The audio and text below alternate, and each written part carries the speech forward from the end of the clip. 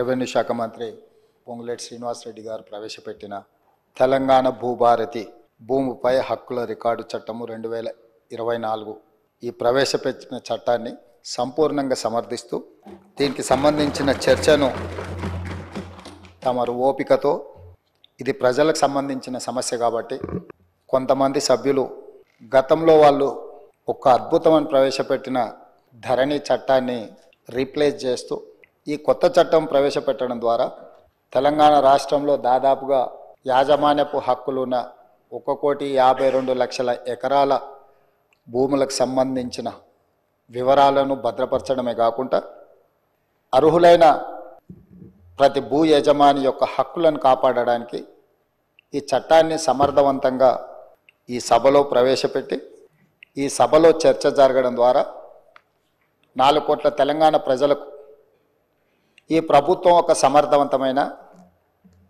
ఈ తెలంగాణ రైతాంగానికి పూర్తి స్థాయిలో ఉపయోగపడే చట్టాన్ని తీసుకొచ్చింది అని ఒక భావన కల్పించి ఒక నమ్మకం విశ్వాసం కల్పించడానికి మీరు శాయశక్తుల ప్రయత్నం చేశారు. ప్రధాన ప్రతిపక్ష పార్టీ అహంభావంతో అహంకారంతో సభా మర్యాదలను ఉల్లంఘించి సభాపతి మీదనే దాడి చేస్తామన్న ధోరణిలో చర్చను అడ్డుకోవాలనే ప్రయత్నం చేసింది. సహజంగా మిత్రులు సాంబశివరావు గారు చెప్పినట్టు ఎవరికైనా కుర్చీలో కూర్చుంటే సహనానికి కూడా ఒక హద్దు ఉంటుంది. మీరు సహనం కోల్పోయి వాళ్ళ మీద చర్యలకు ఉపక్రమించే పరిస్థితులు వాళ్ళు కల్పించిన మీరు చాలా ఓపికతో వారు ఎలాంటి ప్రయత్నాలు చేసినా రెచ్చగొట్టడం ద్వారా ఈ చర్చను తప్పుదారి పట్టించాలనే ప్రయత్నం చేసినా మీరు అవకాశం ఏమాత్రం ఇవ్వకుండా వాళ్ళంతటా వాళ్ళే సహనం చచ్చిపోయి సహకరించవలసిన పరిస్థితిని కల్పించి ఈ సభను ముందుకు నడిపించి ఇంత కీలకమైన ముఖ్యమైన ఈ చట్టాన్ని తెలంగాణ రాష్ట్ర రైతాంగానికి మేలు జరిగే విధంగా ఈరోజు కొనసాగించినందుకు మిమ్మల్ని మనస్ఫూర్తిగా అభినందిస్తూ ఈ తెలంగాణ సమాజం ఈ ప్రాంతం ప్రతి సమస్య భూమి చుట్టూతోనే ముడిపడి ఉన్నది.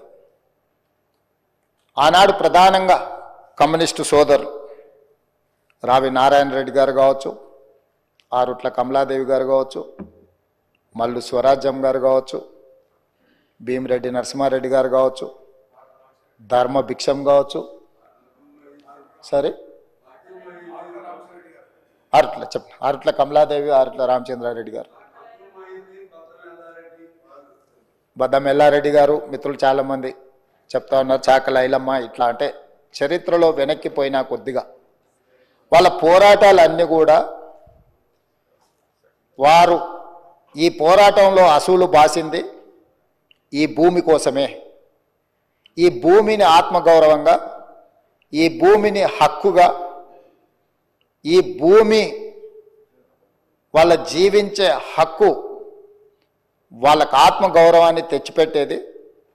దీని మీద కొంతమంది ఆధిపత్యం చెలాయించి అధికారంతో అహంకారంతో ఆధిపత్యాన్ని నిలబెట్టుకోవాలని రకరకాల దాడులు చేసి వాళ్ళను నియంత్రించి నిర్బంధించి వాళ్ళను భౌతికంగా అంతమొందించి అధికారాన్ని నిలబెట్టుకోవాలని చూస్తే ఆనాడు తొట్టి కొమరయ్య నుంచి దుడ్డుకర్రల సంఘం పెట్టి ఈ భూమిని కాపాడుకునే ప్రయత్నంలో వాళ్ళు విజయం సాధించిండ్రు.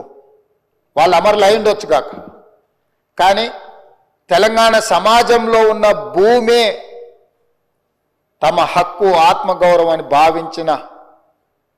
భావించి సాయుధ రైతాంగ పోరాటం చేసి భూమి కోసం, భుక్తి కోసం, విముక్తి కోసం ఆనాడు వీరోచితంగా పోరాటం చేసి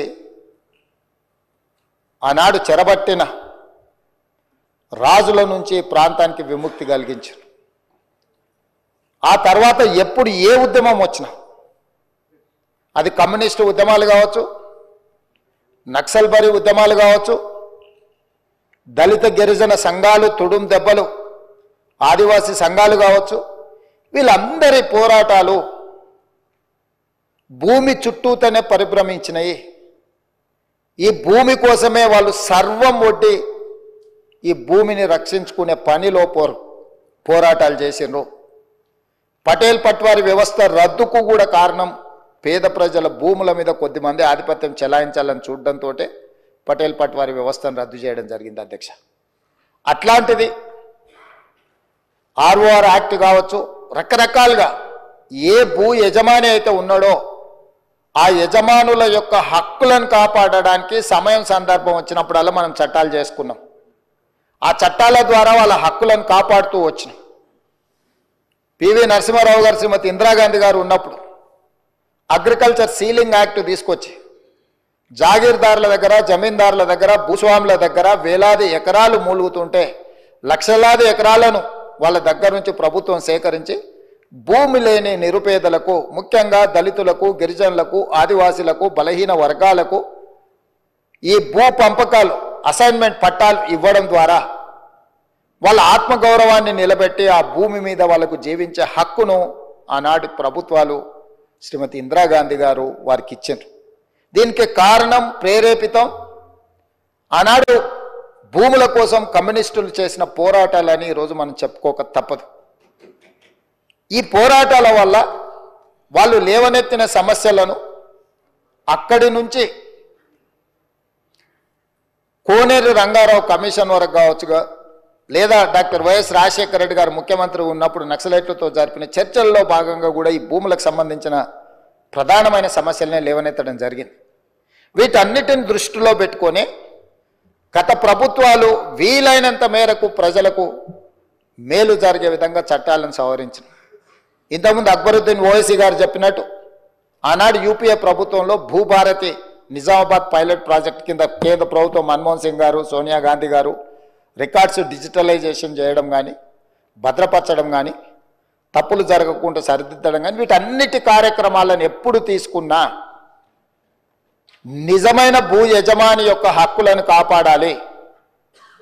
లేకపోతే విద్య రాని పేదవాళ్ళ భూములను ఎవరైనా అన్యాక్రాంతంగా అక్రమంగా ఆక్రమించుకుంటే కూడా వాటిని, ఆ ఆక్రమణలను తొలగించడం ద్వారా వాళ్ళ హక్కులను కాపాడడానికి అన్ని రకాల చట్టాలను తీసుకొచ్చాం.